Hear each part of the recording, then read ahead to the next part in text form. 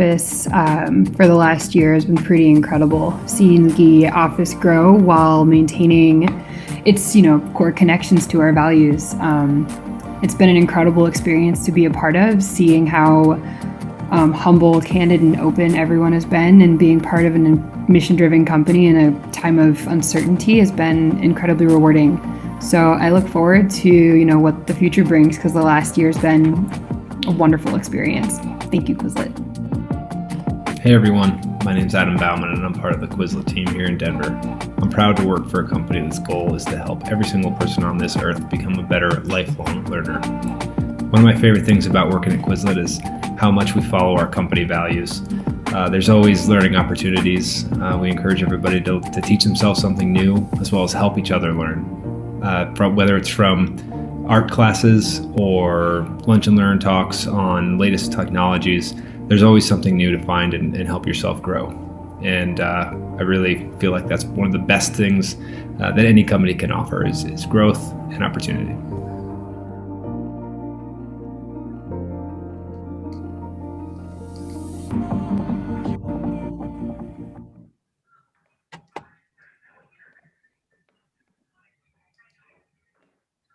Hello, everyone, and welcome to Denver Startup Week Day 4. I'm Connor Swanson, the Developer Track Chair and member of the Denver Startup Week Organizing Committee.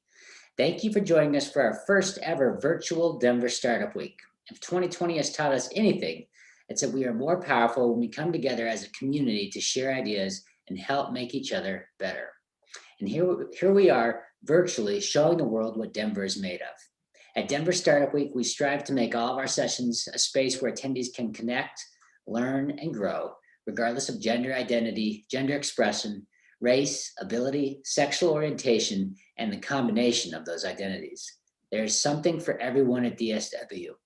Thank you for joining us. With that said, I'm very excited for this upcoming session. I'll kick it over to Andrew, who will get things rolling. Thanks so much. All right, thanks, Connor. First off, again, big thank you to Quizlet and all the sponsors for this year's Denver Startup Week. Couldn't do without you. Like Connor said, my name is Andrew Roberts, and I'm the Technical Success Manager at RealTime Labs. I'm going to be the host today for this developer track session, and also will moderate the Q&A section at the end of the presentation. So make sure to use the Zoom feature, Q&A at the bottom, should be at the bottom sort of right part of the screen, to enter any questions you want Sam and Jess to answer. They are definitely data science experts, so anything top of mind, make sure you get that in there. Again, this developer track session is titled Abracadata, Myth-Busting Data Science with Real-World Applications to TimeSeries Data. It's definitely my pleasure to introduce my two wonderful colleagues, Jessica Iriarte and Sam Hoda. So Jess is our research manager and leads the data science team here at RealTime Labs, while also acting as a subject matter expert, giving context to the data and bridging the technical gap between completions engineers and our data scientists. Jessica leads the team's design, prototype, and deployment of models that automate recognition of events in time series data. She holds a BS and MS degree in petroleum engineering and has over 8 years of experience working with completions, research, and data analytics, and is definitely way smarter than I am. So welcome, Jess. Our second panelist is going to be Sam Hoda. So Sam is our principal data scientist and obtained his PhD in algorithms, combinatorics, and optimization from Carnegie Mellon University, focusing on optimization and artificial intelligence. His professional career spans several industries, including SaaS, logistics, oil and gas, telecommunications, and digital advertising. Sam has over 15 years of experience working on data science and analytics projects and is a co-author of several patents. Again, way smarter than me. Make sure you get your questions in the Q&A portion. And with that, I'll hand it over to Jess. Thank you, Andrew. So to start, I wanted to just give you an overview of what we're going to be talking about today. So first, I'll give an introduction, talk a little bit about RealTime Labs and what my team, the research team, does within the company. Then Sam will cover some background on time series data. And then the both of us are going to talk about some case studies, some applications of data science to this time series data. I will cover the post-job applications, so after the fact, after we have gathered the data. And then he'll cover the real-time applications, and then we'll end up with some takeaways. So RealTime Labs is a cloud-based software company our platform enables operators to digitally transform completions operations from the location all the way to internal advanced analytic initiatives. It does help a lot to understand unique asset level implications of completion design decisions and how to move forward for future decision making.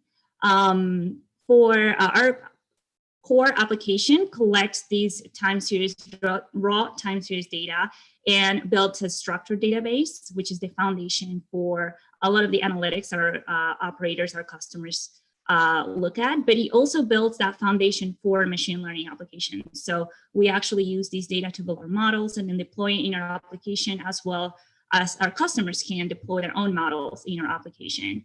And then we have a real-time component, which not only streams the data from the field, but it also allows for deployment of models in that platform as well. So basically, we are focused on bringing modern software design and usability to the oil field. We have become the industry standard for collecting, managing, and analyzing operational data. And one of, personally, what I think it's one of our biggest value is how we enable integrations with our RESTful API, because you can connect your data directly to your whether you have internal dashboards or for us, the data science team, to build our models very easily. So the kind of operations that we collect data from are very large and complex operations. This is a picture from one of the locations. This is just one of them, but you can have, as a company, you can have several operations in different locations in the country. So you can be in Texas and you have your operations in Oklahoma and in Colorado. So for that end, it's really important. The cloud-based part of it is really important. The fact that we're collecting all this data from the location and make it really easy to integrate for those engineers in the office to actually analyze the data.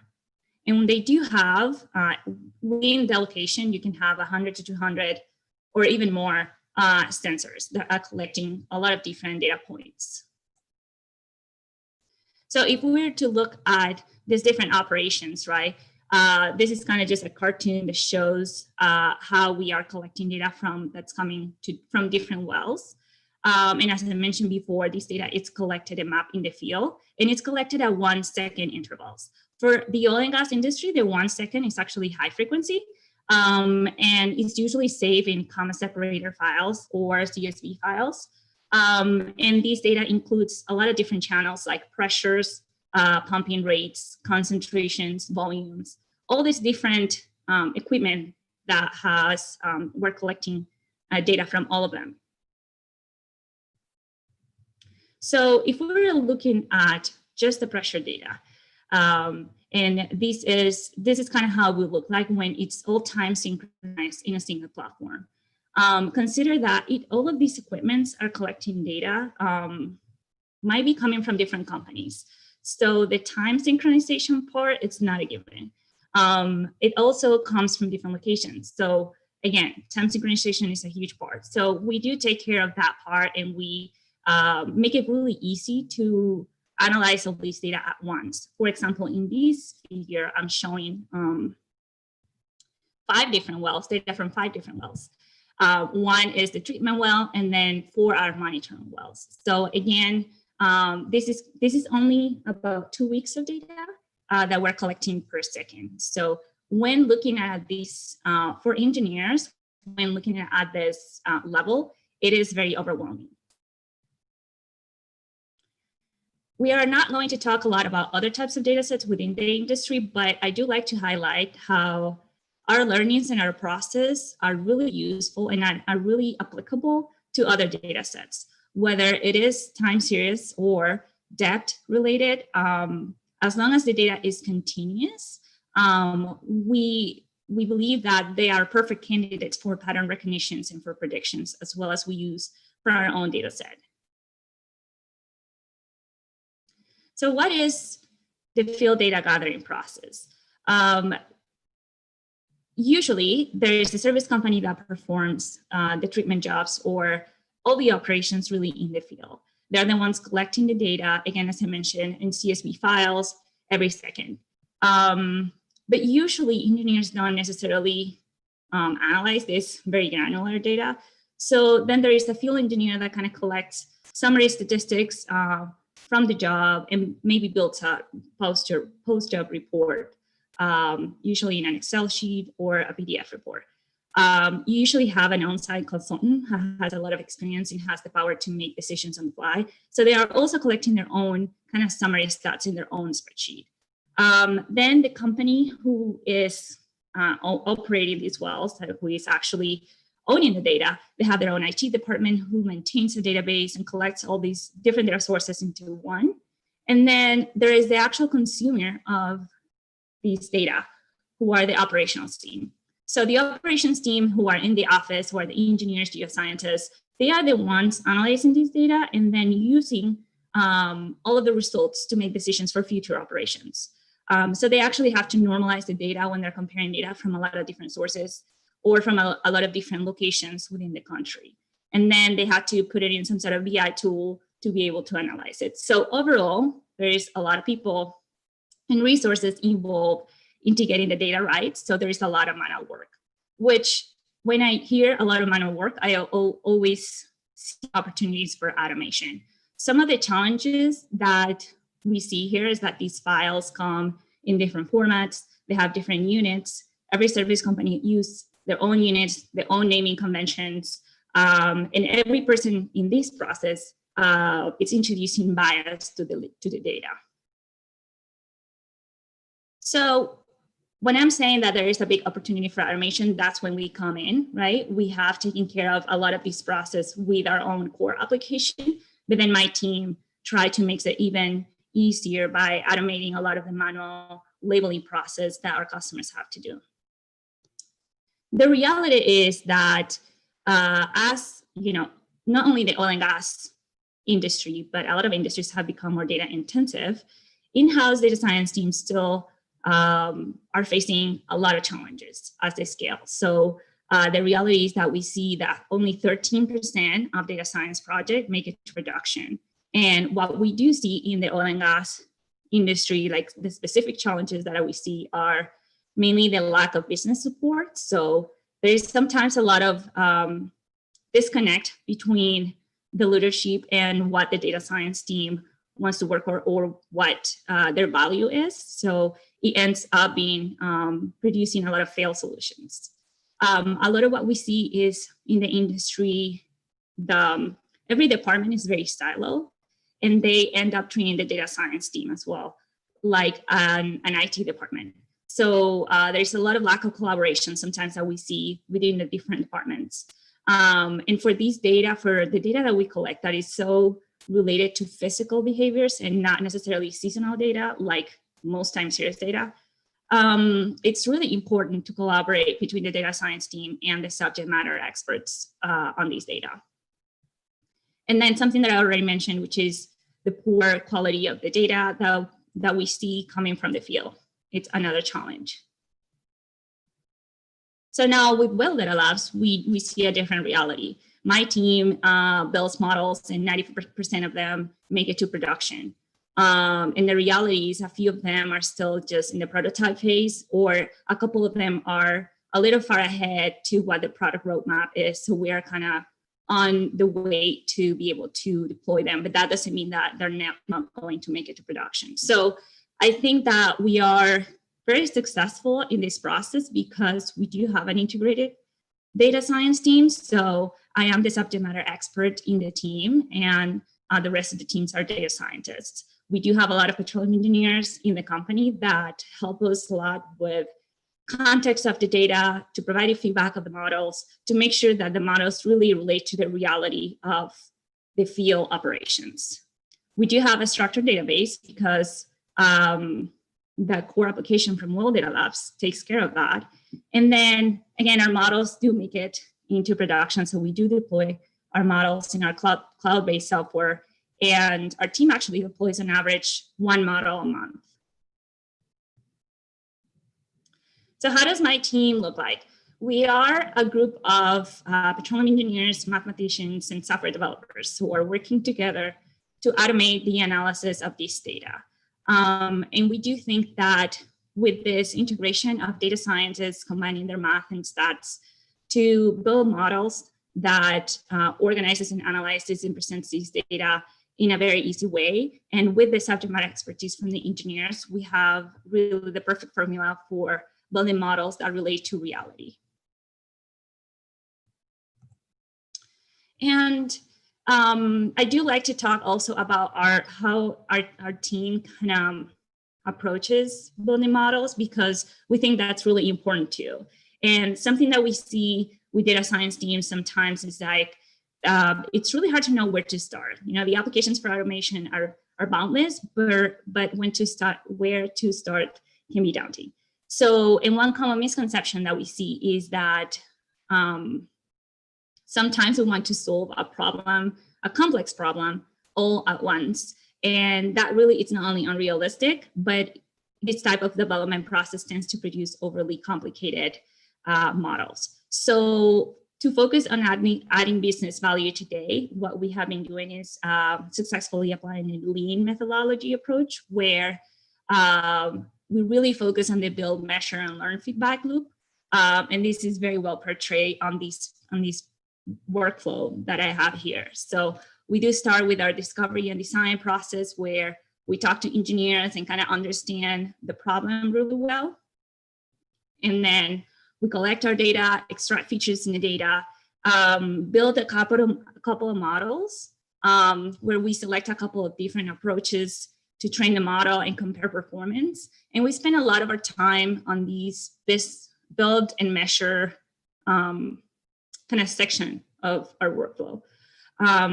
We compare approaches, we compare performance, how fast these models are running, how accurate they are, and then we finally deploy them, document our process, deploy them, and then collect feedback from our users, again, to keep these models really close to what the reality of the field operations are.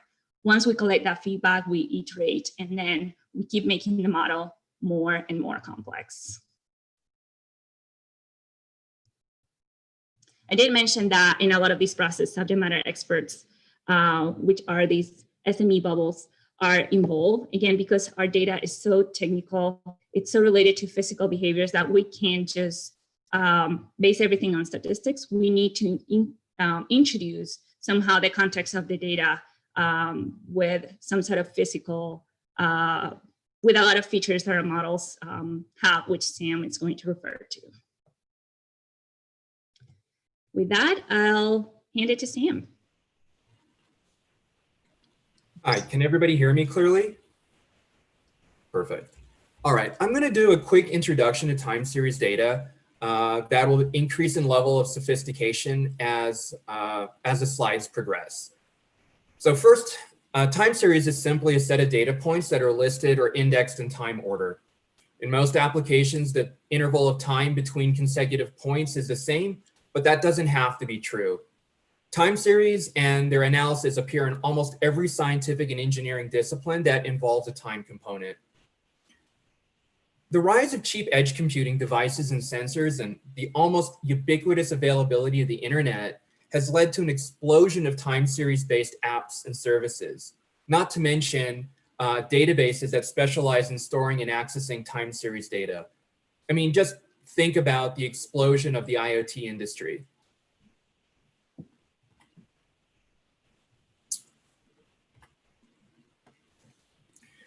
Time series data plays an important role in the oil and gas industry. There have been some barriers, real barriers to the adoption of more modern technology that we take for granted in other verticals. Aside from the important security concerns, the industry is particularly susceptible to network bandwidth limitations due to the remote locations of operations. And the reality is they've had a painful history with the challenges of existing SCADA communication systems. It isn't unusual to see sensors that collect data at frequencies of less than a minute or even once every 15 minutes or an hour. In our application, we're working with 1 Hertz data or data that's collected once every second. And this has traditionally been considered high frequency for our problem domain. Remember that the processes that we're monitoring and analyzing typically have hundreds of different measurement types or channels. If you remember the slide that Jessica showed with all those trucks on the field, they're all instrumented. And so the raw data itself can be quite wide. One example of automation is the identification of the start time and end time of each pumping stage. It's really important to identify these correctly because these are the boundaries that are used as input for almost every further summary calculation used in analyzing the job. Now, engineers typically spend hours on every job identifying and manually labeling these types of events. The manual selection of events is time-consuming, it's prone to error, and it's inconsistent due to differing interpretation methods across the industry. And not just across the industry, but even within the same company as you go from team to team. And unfortunately, it's actually really important that this type of identification is consistent because most of the workflows involved here involve comparing summary statistics for different stages of data. So on these graphs here, this is what would be considered a single stage of data. And it's not unusual in modern operations to have 50 to 60 of these per well. And it's the start times, the top row here shows the different manual labelings for the start time of these operations, and they're quite different. On the bottom, we show our automated solution, which really, if you look at the blue line, which indicates the rate of fluid being pumped, you can see that it aligns really well with the start of pumping operations and aligns really well at the end of pumping operations. And this is the ideal type of labeling and identification of events that's required to do fair analysis downstream. Now, we use a lot of signal processing, and it's easy to conflate time series analysis with signal processing because both fields actually interpret a lot of time series. However, there are real cultural and vocabulary differences between both fields. Now, I'm going to be overly generalizing, but in broad brushstrokes, traditional time series analysis is often interested in long-term trends and the shorter length cyclical variation or covariation of parameters. And these fields are heavily influenced by economics and finance. Signal processing, on the other hand, usually heavily pre-processes the raw signal to extract useful features and descriptive parameters that can be meaningfully interpreted. This area has been heavily influenced by computer and electrical engineering. Signal processing has its practical origins in resource-constrained environments that require extremely fast processing of data. Think real-time or near real-time. And so most of the libraries that implement signal processing routines are highly optimized, especially for running on modern hardware. Now, it can be really intimidating getting into either field because unfortunately they tend to use sophisticated mathematical language even at the very basic levels because much of the theory is couched in the language of function or signal transform, the decompositions. So think Fourier transforms, wavelet transforms. Unfortunately, there are not many resources out there for using basic signal manipulation methods that avoid this language. And even people who are comfortable with the language tend to have been indoctrinated in the traditional point of view and really miss opportunities to apply simple signal processing routines to build useful ML features without resorting to like flipping to the frequency space. So our case studies will highlight our unusual use of signal processing features for feature engineering. It's not to say we don't use the classical theory of filter design in some cases, for example, to select various smoothing filters. But here, I'm going to work with this toy example. Our model development process repeatedly breaks down the overall problem into a series of much simpler subproblems. Some of this division is based on our operational understanding of the domain, while others are done purely to simplify model creation. So our process also relies heavily on effective feature engineering. Now, not everybody is familiar with the idea of feature engineering. And so I'm just going to give you a toy example as to illustrate why feature engineering is important.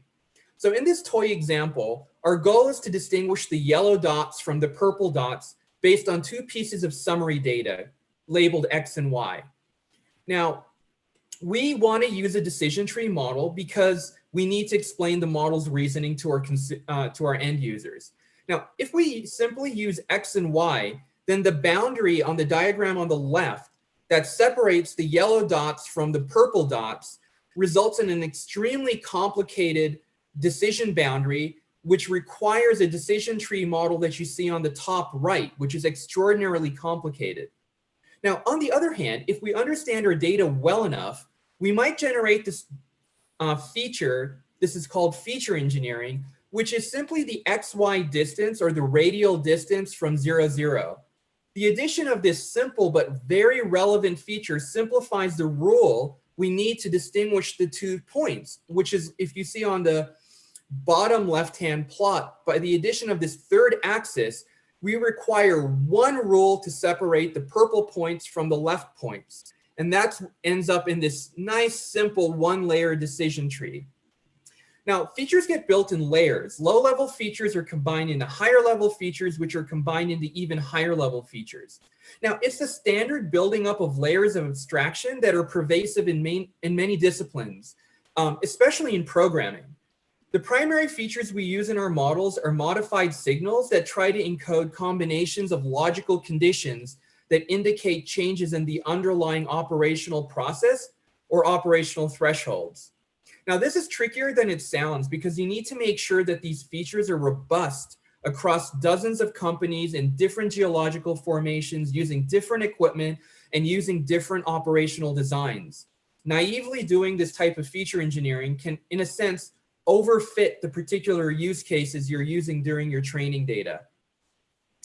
Now, to kind of make this more concrete, I'm going to pass it back to Jessica to talk about our first use case.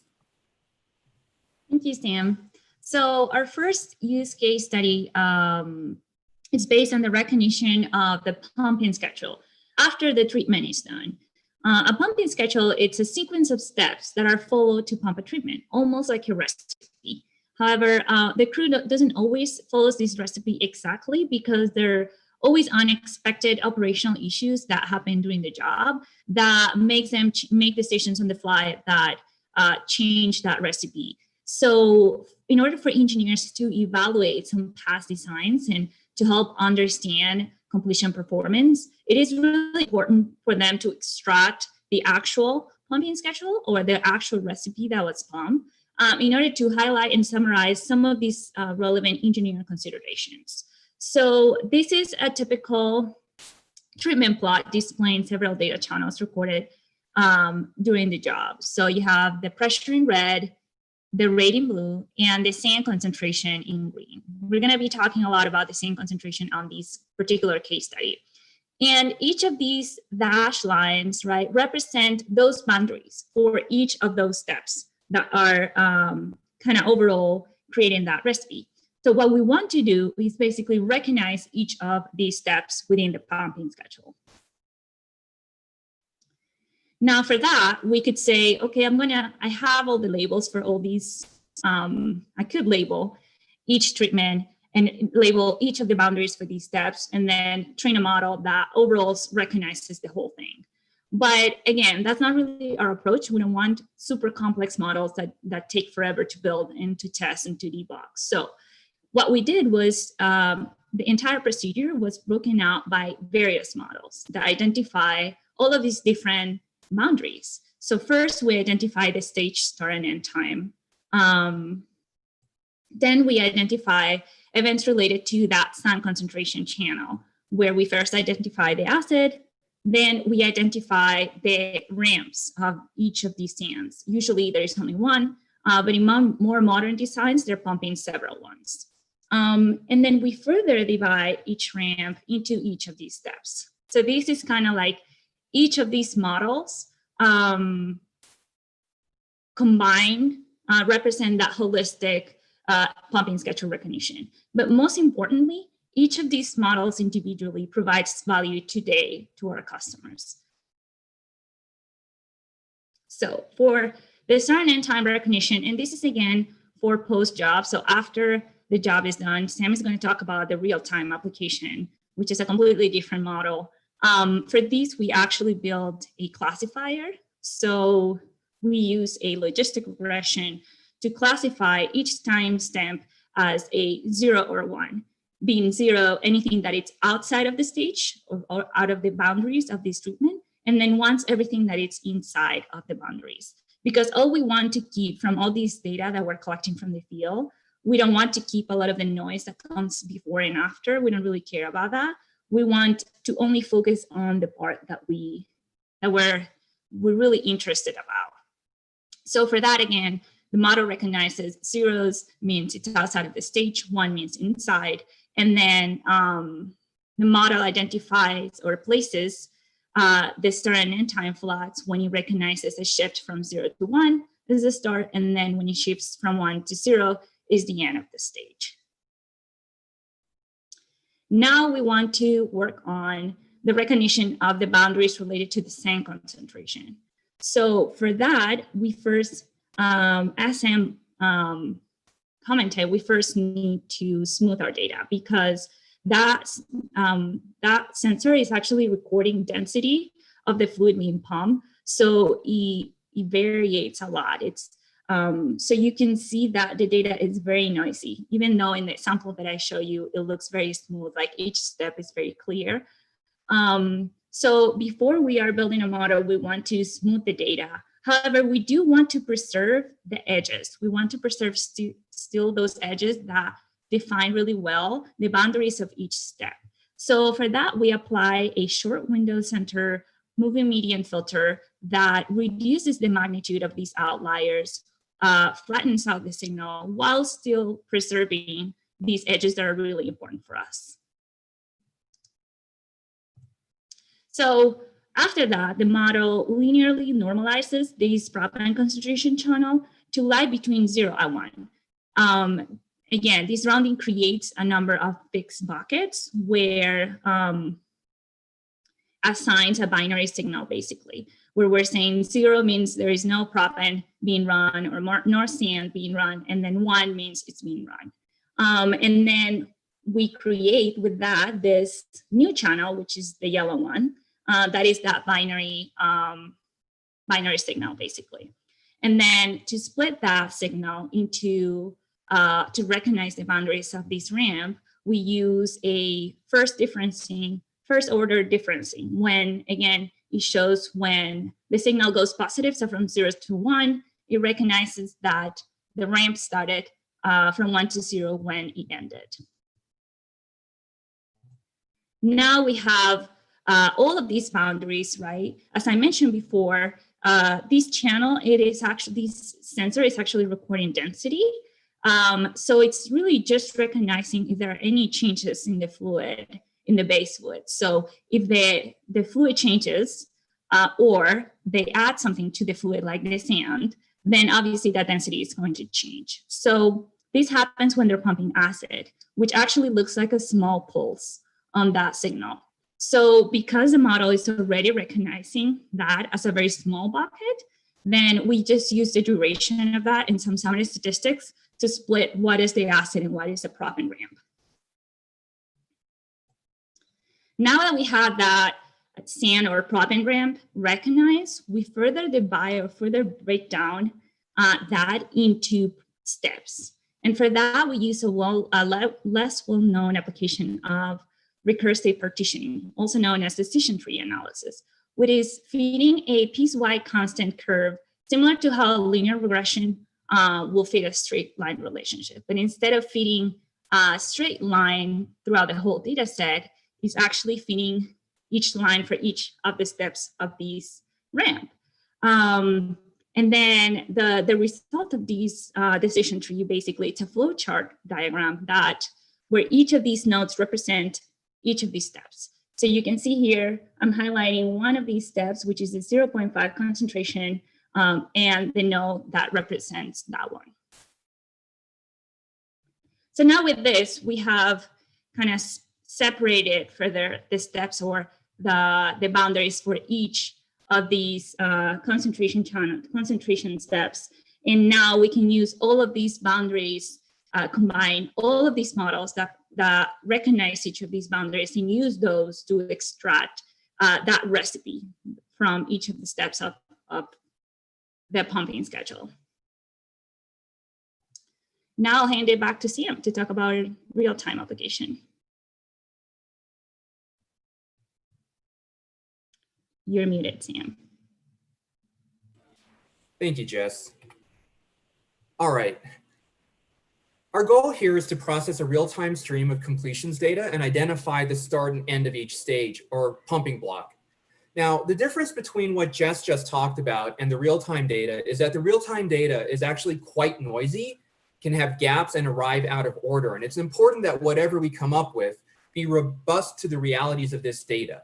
So again, just as a quick reminder, the blue refers to the pumping rate, the red refers to the pressure, which are the two primary signals that are used in this model. An overall theme for this project is to build models for smaller and smaller timeframes of data. So first, we split the entire stream into these approximate blocky type of components, just like Jessica mentioned. So we first start by identifying the time between pumping blocks.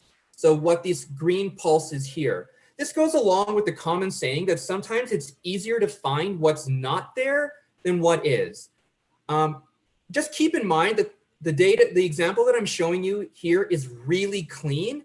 There's usually a lot of noise that happens between these separate pumping blocks. After detecting these interstage pumping blocks, we can flip the signal and just look for the complementary signal that gives us an approximate idea of where the pumping blocks are.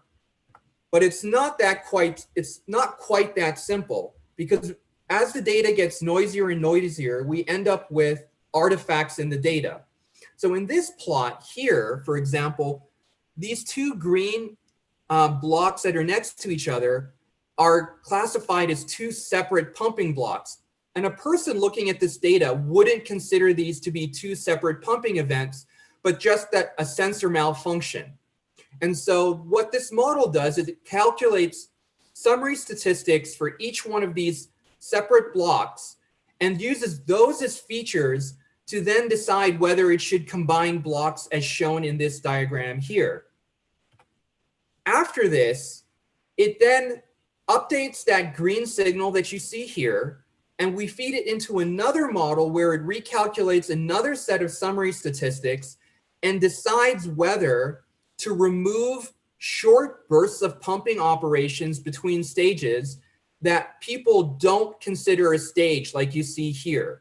So as you see, these short bursts of pumping operations can be done to test equipment or can be used to cycle the pumps, but that aren't really what we're after.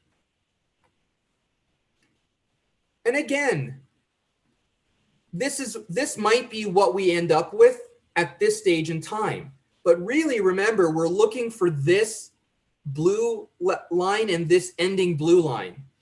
This type of pressure signal occurs when they're trying to test the equipment, and these are called pressure tests. So we developed another model that actually identifies these, as you can see with the green boxes here, and we end up chopping off the time series after the last pressure test detected.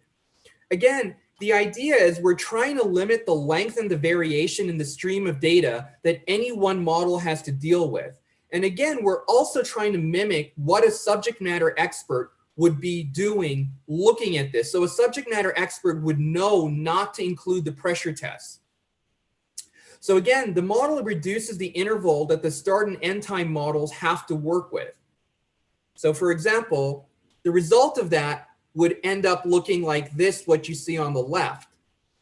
And now we're moving on to accurately identifying the start of the stage. But again, we break this down into two steps using the observation that it's easier to be approximately right than perfectly right out of the gate.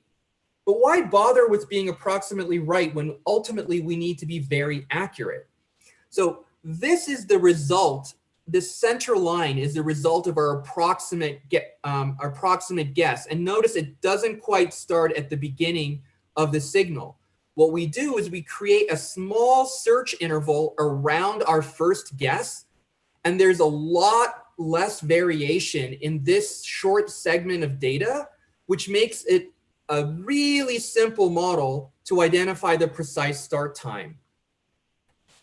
And then we repeat the game for defining the end time. This central line is our approximate guess for the end time. And notice it doesn't quite line up with what a human would accurately predict. So we create a search interval around this, and then we can precisely pick it. And this was actually inspired by watching the workflow of a subject matter expert in our application, where they would zoom in to before precisely picking the flag. So this idea of approximately guessing and then zooming in a sense is actually mimicking what a human subject matter expert might do. So now let's talk about how to deal with making predictions in real time. First, note that the algorithms presented so far are extremely fast. Several days of high frequency data can be processed in a few seconds. This allows the model to be mostly stateless. That is, previously computed values and flags don't need to be cached, but can be recomputed as often as needed. This is really well suited to our cloud architecture, since the model can run on different servers without having to worry about synchronizing any model state. It's also important that the window of data that's being passed to these models be long enough to provide enough context to the stage splitting model for it to adapt to the specific pumping schedule being monitored. In the interest of time, I'm actually going to cut my, my presentation at this a little short so that I can pass it on to Jess so that she can discuss some takeaways. Awesome. Thank you, Sam. So finally, I want to reiterate about why we care so much about these building blocks that we're building, or how we are splitting big complex problem into smaller ones, and how we can use them as value for today. So this is an image that shows, it's what we call a multi-well timeline display. So basically it's this high frequency data for several wells. This is just one day of data coming from only 6 wells. If you're looking at all of this, it's really hard to know where you want to look at. So that's why we recognize all of these events, because instead of overwhelming our users with all of these data that they're collecting, we're trying to extract really high important events or high level annotations that we want them to draw their attention to, instead of trying to waste time looking to where to look at. So for that, we use all of these events and we try to relate them to each other. So we created this holistic analysis, or this holistic model, that now really basically takes all of these events and say, is this event related to this other event, right? If these things are happening at the same time within the same location and things are coming from different sensors, and they're happening within a time window, we can now say, when you're doing this, it's causing this other thing. So it's been really important for that, because again, you don't have to look at the second by second data, not try to make sense of like what's the noise and what's the actual event. We already recognize, filter all of that, take the high level events that we want you to actually look at. And then we further take all of these events, understand the cause effect, and then give you a probability. We can tell you, 60% of the time when you're doing this, we're looking at an increase in the pressure on this other well. And then start to understand way better how all of these simultaneous operations are affecting each other. So to summarize, we talked about how the oil and gas industry or operations are really, really large and complex. And this can happen in a lot of industrial operations where you have a lot of machinery and the process is recording high frequency data with high frequency or high resolution sensors. The sensor data is raw, usually has a lot of noise, outliers, duplicated values, but a lot of that is taken care of by our application. So we're very lucky that we don't have to spend that 80% of the time of the data science work in cleaning data. So our team right away jumps into automating the recognition of events within this data to help our customers with their decision making. And we are actually, as Sam mentioned, trying to emulate that decision making capability of a human. And these automation not only saves time, but it also provides consistency into data and more reliable results for downstream analytics. So some takeaways is that for us, for our team, the goal is really to empower engineers to focus on the analytics and to enhance that critical decision-making instead of them wasting time on manual and tedious tasks. And the process that we have applied that we think has been very successful for us is that we first try to understand the problem, brainstorm, discover with our customers, what is the problem, how can we solve it? Then we come up with an idea, but we first narrow the focus. We don't want to solve the whole problem at once because we don't even know if there is going to be a solution for the whole thing. So first we want to start small and then build in it. To build in it, we collected a lot of feedback from our users, from the subject matter experts, and then we iterate and go back to the drawing board where we keep making our models more and more complex. With that, I will end our presentation and thank you all for listening. Thanks, Sam and Andrew, for partnering for this presentation, and we'll open the floor for questions. Awesome. Thanks, Jess. You guys did a great job. Obviously, you know, this is very highly focused for your industry, but I think you guys did a really good job relating this back to just high frequency data and how you approach data science for any sort of data set, regardless of the industry. You know, especially when you want to automatically replicate how a subject matter expert would look at the data, understand, and do more with it. So thanks for that. Again, please use the Q&A or chat functionality if you're on the Zoom webinar, and we'll open up with some questions. The first one, and this one might sound pretty basic, Sam and Jess, but for me, I love the question because I'm not a data scientist, but you have data. Where do you start with data science? Where do you go when you first look at a data set to say, I need to do something with this, and how do you approach that?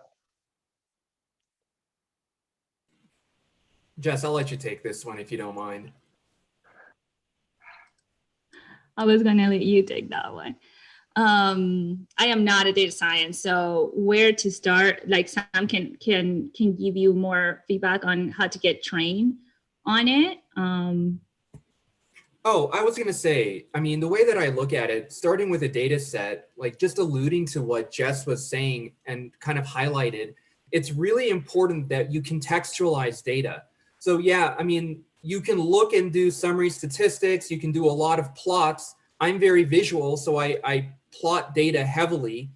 But it's really important when you're working in an industry that, that you really take the time to be humble and listen to the people who actually know the data well. And it doesn't matter whether it's telecom, digital advertising, oil and gas, or energy. You know, as a data scientist, you might be very comfortable with programming and statistical tools. But I think part of the reason our team has been so successful is that we have such a good working working relationship with our subject matter experts that really help us provide good context. And that really is what springboards into like this really effective model deployment. Hopefully that answers your question. Yeah, I think that's great, Sam, right? Again, the context, I think, is what's important here, right? We all can look at data and build a lot of plots, but you know, you have to have that core knowledge of what you want to do with it next, right? So Yeah. on that, oh, sorry, Jess. To add to that, Andrew, I will say I mean, I'm a big believer on breaking big problems into small problems because it just gets overwhelming trying to build a model that is so complex. If you are starting, you want to start simple. That makes a lot of sense.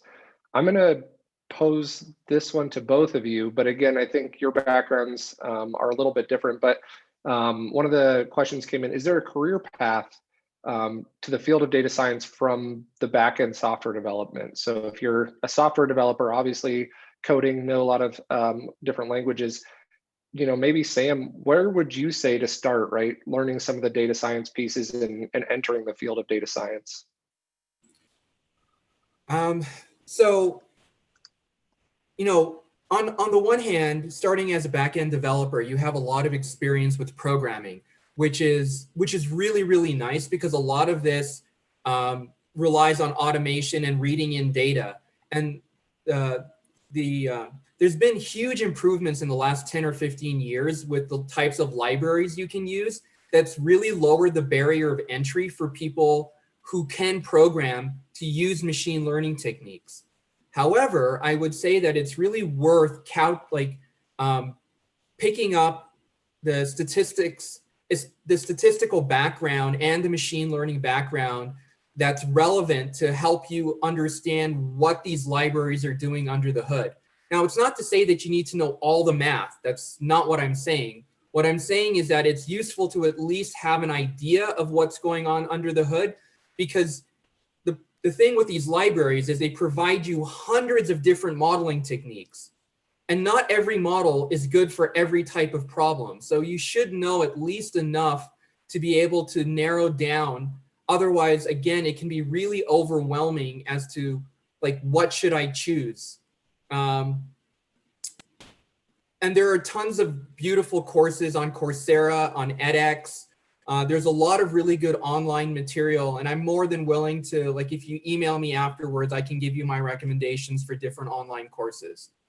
Jess, do you have anything you'd like to add? No, you covered that great. Awesome, thanks for that, Sam. Here's another question concerning both the real-time models and maybe after the fact models. Do you share any learnings between those models as they run, where you would say, this is what we thought data would look like for an after the fact model, now we see it in real time?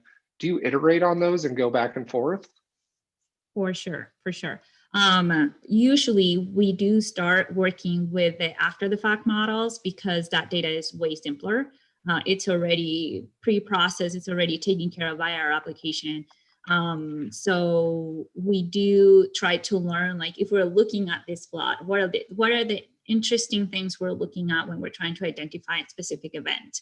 And then we take those learnings, and then it's really part of also our iteration process. We start with the simple one, and then we go to the more complex problem where it is real time, where now you don't have the full treatment plot, you have half of it or 10 minutes only. So now you have to take these learnings and think, okay, if I'm only looking at half the plot or a quarter of the plot, how can I identify those same things so it doesn't get confused with other behaviors?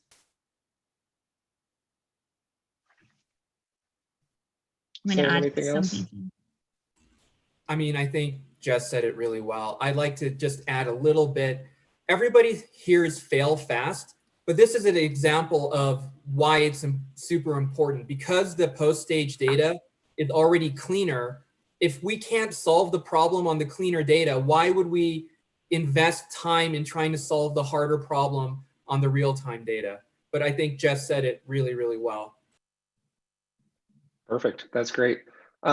This one, Sam, might be for you, more related to the data side, but does data frequency make any difference, right? I know you talked about 1 Hertz data, but do you approach any data science differently when you have different frequency of data? Does that really matter, or is it similar approaches regardless? No, that's a really amazing question. So for some of these submodels, I end up actually downsampling the data, which is reducing the frequency. And the reason for that is sometimes the features in the high frequency data can be a distraction. But there's a flip side to that coin, which is sometimes if you have some familiar with signal processing, if you're not sampling at the right rate, you can end up with misleading things in the waveform. It's called aliasing. And so it's really important that you're not content with the data, with the frequency of the data that you get, that you're willing to either downsample or upsample, depending on what it is that you're trying to do, whether it's throwing away data or trying to enrich it as best you can. Just don't necessarily be content with the data at the frequency you get it. You can be creative. And is that, Sam, another place where you would say fail fast, try some different things out and see what works best? I'm a big believer in failing fast. It doesn't mean that I don't come back to the idea 3 or 4 months later after I've had time to let it stew. But it's, again, one of these tricks that I've learned with time series data over time is if I'm having trouble with the raw frequency that I've given, See what happens when I downsample it. See what happens when I upsample it. Maybe something will pop out that I don't expect. That makes a lot of sense. One for Jess, I think, kind of from the management side of things, but you mentioned data science can often be siloed, right? And be thought of maybe as an IT function, but what is something that you've done to break down that silo? And I think probably the best way to summarize, but how do you get buy-in from other teams at the company? Well, we're very lucky that we have huge leadership support in our company to really have our time for sandboxing and for actually, building more models that provide value today. The fact that I am a subject matter expert and the rest of the team are data scientists already shows how integrated we are, because we work together all the time, where we brainstorm together on how to solve the problem, right? I tell them, how will an engineer look at this data?